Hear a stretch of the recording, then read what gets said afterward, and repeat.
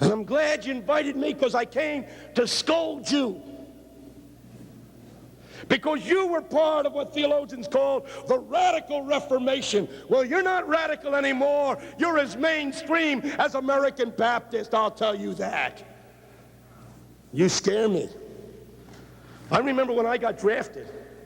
So I didn't have any of this CO stuff. And I remember the colonel that interviewed me. It was during the Korean War. And he asked me what my convictions were that caused me to ask for the interview. And I said, well, I read a book entitled In His Steps by Sheldon. You know that book? Simple message: to be a Christian is to do whatever Jesus would do if Jesus was in your place, if Jesus were in your shoes, if Jesus was facing your situations. He said, well, how does that work itself out in your life? Do you think you can kill people? Do you think you can go into battle? Do you think you can drop bombs? I said, look, you can train me to fly an airplane. You can get me to fly over an enemy village. I can even put my hand on the throttle to release the bombs. But when I'm about to release the bombs,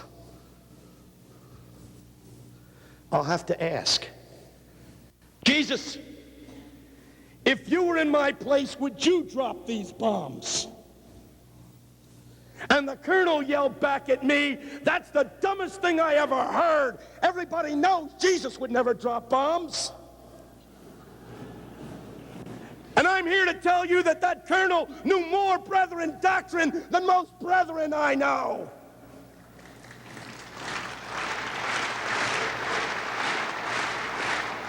When we have a Christological debate, here's the question. Does your Jesus drop bombs or doesn't he? This is no minor difference, because we're talking about two completely different kinds of Jesus, two different kinds of lords. You may worship a Jesus that drops bombs, but I don't think you're worshiping the biblical Jesus. And the Bible says that one day, someday, you're going to stand before him and you're going to say, Lord, Lord, and he's going to say, get away from me, you workers of iniquity. I don't know who you are.